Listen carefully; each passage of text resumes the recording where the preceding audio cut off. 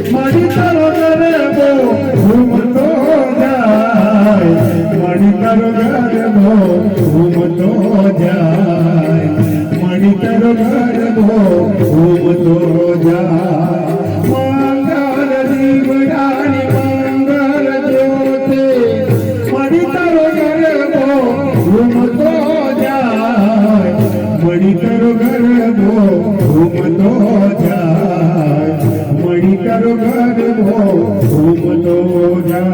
આવા ન્યૂઝ જોવા માટે સાબર આવાઝ યુટ્યુબ ચેનલને સબસ્ક્રાઇબ કરો અને લાઇક કરો, જેથી હવે પછીના દરેક સમાચાર સબસ્ક્રાઇબ કરેલા હશે તેઓને નવા સમાચારની માહિતી મળી જશે.